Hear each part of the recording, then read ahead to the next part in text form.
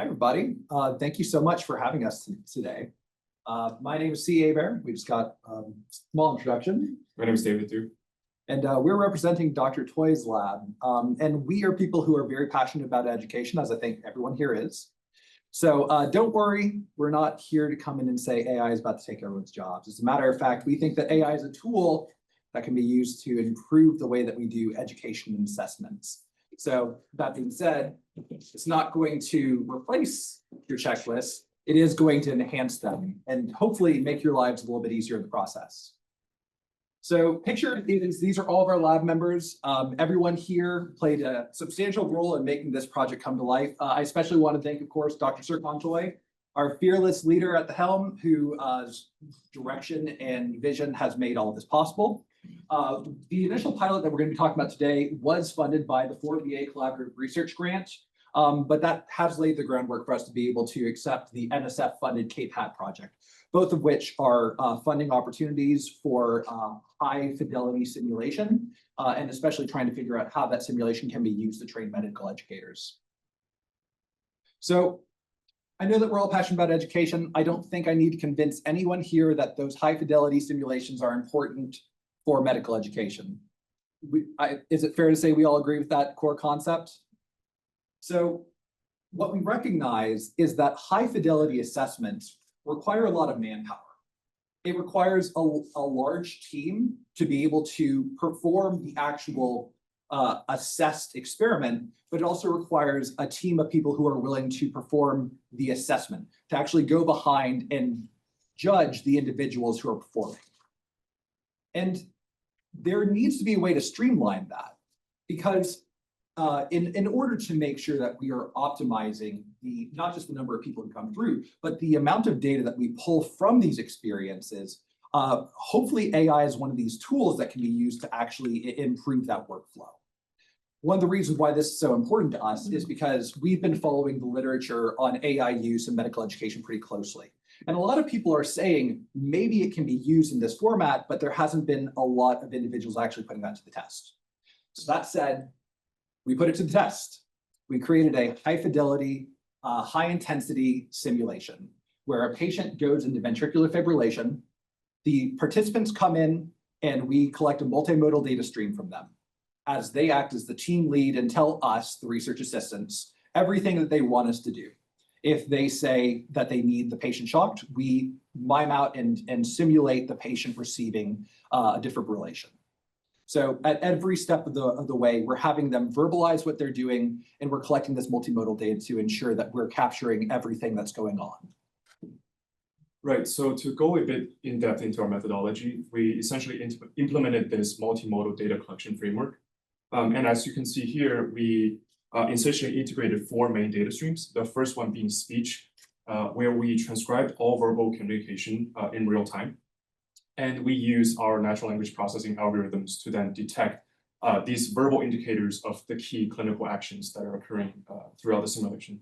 And the second was we also captured the first-person video using the eye tracking glasses that's being worn by the team lead in the simulation. And this has allowed us to analyze metrics such as gaze behavior and visual attention. Thirdly, we also collected instructor evaluation. And these are using the structured checklist that are aligned with the key scenario events. And these essentially serve as the ground truth data that we're using to then validate these AI detected events. And last but not least, we also collected the self-reported physiological and cognitive load using instruments like NASA TLX, the STAI surveys, to gauge the perceived mental effort and emotional state. And so with the image here on the bottom right, we can see this is an example of the synchronized data interface that we have. And so each of those colored markers represents one of either psychomotor, cognitive, or behavioral events that's being tracked continuously throughout the simulation. So here are some of our preliminary results from the study. Out of the 10 participants that we recruited, 3 being medical students, 7 being residents, and as you can see, most of them having pretty substantial simulation experience. We see that we observe moderate to high cognitive workload on the NASA TLX, particularly in the mental and temporal demand, which indicated pretty notable mental effort and time pressure. Then when we look into the state trait anxiety inventory, which is the STAI survey, it rather showed participants remained emotionally steady with pretty high calmness and relaxation and relatively lower levels of tension or worry. So altogether, these findings kind of suggest to us that while participants were mentally taxed, they were able to stay composed under pressure. So following those findings, we also evaluated how well our speech-based event detection system could identify these clinical actions during the simulation. So using our natural language processing pipeline, as you can see here in this video, all verbal communication were transcribed in real time. And also they were taken to analyze to detect these ACLS, key ACLS events. And across participants, we see that the NLP system were able to detect about 82% of the critical clinical events per subject. When we compare these detections with the instructor ratings, we also noticed about 82% of agreement overall, with several subjects actually achieving parallel between the AI and the instructor annotations. We did also notice some minor misalignment in event timestamps, particularly for some time-sensitive tasks. But overall, this result showed very strong potential for automated performance assessment. And so looking ahead, we're now looking to extend this work by incorporating large language model-based event detection with the expectation that we'll see further improved accuracy and content understanding of these clinical dialogues.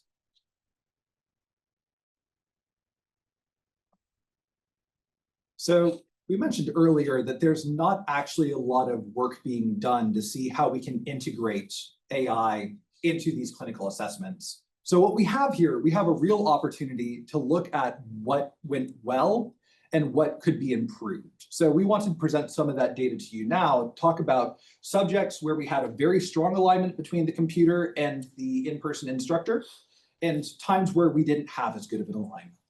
So for subject number 1, we actually had a 100% match between everything that they did and how we graded them and how the computer graded them as far as meeting the clinical criteria that we had set out. What you'll see, you can see that not all of these say 100%. That's our subjective grade of how they did for each one. So they had missed some key events. For example, they didn't suggest giving the patient amiodarone while they were in ventricular fibrillation. But because they didn't say that, and the computer said, well, they didn't say it. So that means that everything that they suggested doing, the computer actually picked up. So what did they do well? They gave clear instructions that they verbalized well, and they used actual medical terminology. All of those things lined up well with what the NLP was expecting, and therefore everything was processed correctly. The other thing that they did really well was that they asked for closed loop communication. They would suggest something be done and then wait for us as the assistants to repeat back that we had completed that action. That's good clinical practice, but it also seems to work very well in this clinical assessment situation. As far as a situation that worked a little bit less well, this is subject 2. We mentioned earlier that they had a 75% match with a little bit of misalignment. Some of the misalignment that we found with them is there was a little bit of inconsistency in the terms that they used.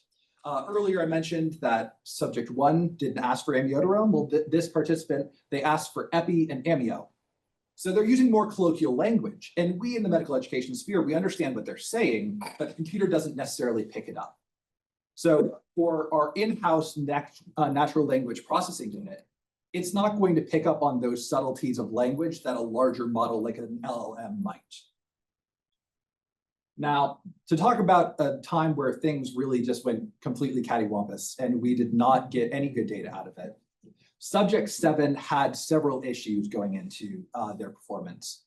The first was that our microphone wasn't well placed, and especially with an in-house computer system where we're relying on our own microphone, that becomes very important. If you're not collecting any data, that data cannot be assessed by the computer system. The second big issue is that this person came in very nervous. And so they were very soft-spoken and they spoke very quickly. So if you're speaking so fast that no good data is being collected, and you're speaking so quietly that the microphone can't hear you, and the microphone isn't placed in a good place to start with, all of those things contribute to the computer not being able to pick up on the event detection appropriately. We want to highlight these things because even though they sound obvious, it hasn't really come to the clinical forefront. We're not really at the place where we're actively integrating AI. So we want to make sure that we're making these implicit things explicit to improve simulations in the future. Right. So with that, we next also examine how visual attention and scene context can help us understand performance more objectively.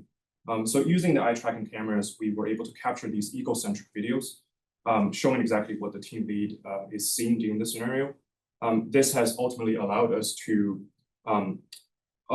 assess whether gaze and actions actually aligned well with the procedural steps. So something like shifting their visual focus from, for example, the monitor to the patient to the defibrillator.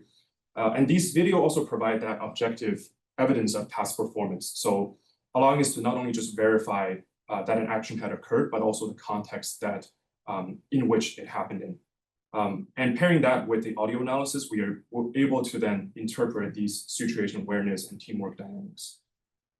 So essentially, by integrating both the egocentric video and the audio, we were able to link what the clinicians see versus what they say.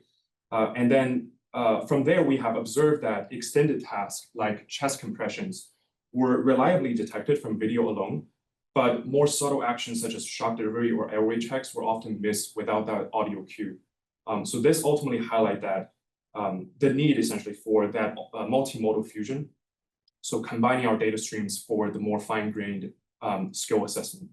And so looking ahead, tools like Ego GPT, which I'll talk about next very briefly, essentially will allow us to extend this approach, ultimately laying the groundwork for scalable and AI-assisted performance feedback in simulation-based education. So just very quickly, Ego GPT is essentially an open source AI model that interprets the egocentric video and audio to enhance real-time automated event detection. So as you can see with the image on the right, that's an example of what the egocentric perspective will look like for the team lead. And using that as the input, the Ego GPT can then generate these procedural summaries with those chunk of text in the middle, essentially describing the environment, the people that's involved, and the sequence of actions.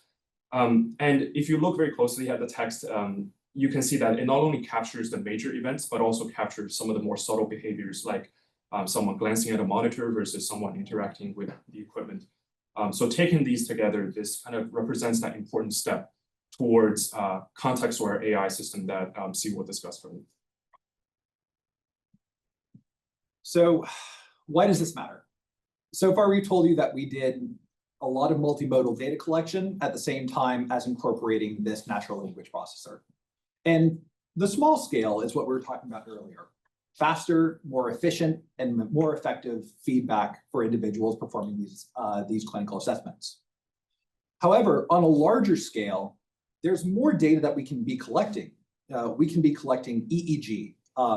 We can be collecting sweat conductivity. These biophysical markers of stress, of attention, further diving into these egocentric videos, all of these can be further analyzed to give us data about not just what people do when they're performing well, but what biophysical markers may indicate that someone is about to make a clinical mistake. And all that goes a long way into informing how we teach people in the future about performing these high-stakes situations. So what's next? We've hinted at it a little bit, but what we've seen is that with the small-scale computational power of an in-house NLP, what could be done with a larger LLM that is more able to recognize colloquial terms, that is more able to understand the broader context of what is being performed.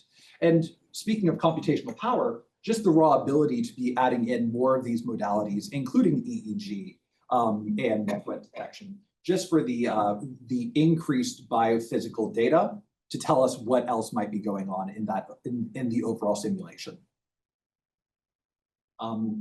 That said, that wraps our presentation. We are open to questions. Thank you very much.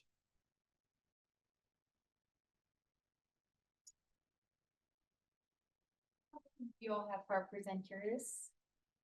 Lovely presentation. Thank you. Great presentation. I'm curious why you only had one person wearing the eye tracking devices as opposed to everybody on the team. Is just because you only had one pair? Yes. So because this was a pilot study, we're doing kind of a proof of concept. We are showing that the multimodal data can be collected. It can be collected into a single computer, and then it can be analyzed by the computer, right? So in each situation, we only had one subject, one participant. They were the team lead. They were acting as the doctor in the room, and the rest of us were the people that were kind of helping them perform the actions. So everyone else that was participating was us, the research assistants. Makes sense. Any other questions? Dr. Conte? What kind of feedback would you imagine you might give to a learner who demonstrated with the biophysical feedback that they're actually really nervous in the simulation? How would you incorporate that into sort of an educational framework? That's a good question. David, do you want to take swing first? I would say in terms of simulation-based education, I would say, particularly for our participants, out of these 10, a lot of them, you can tell that they had quite a bit of simulation experience, but definitely for first-time participant, which we will get when we do start data collection. I think it's just a matter of getting them on board efficiently and effectively, and getting them sort of, they feel comfortable in that setting and they get familiarized with the scenario, things like that. Might have I supplement that? Sure. One of the big things that we're looking for is we're hoping that we can build out a model by feeding all the data that we're getting into a computer system that can then help us predict when a mistake is likely to be made. So it's not inherently a bad thing if someone is nervous and in a high stakes situation, right? As a matter of fact, as we said earlier, it's encouraged. Being a little bit stressed is probably a good thing in these situations. However, we need to be able to recognize what biophysical data will actually be indicative that a mistake is going to happen. And that'll help us recognize that maybe this is a time for us to intervene. Hopefully that was helpful. Thank you.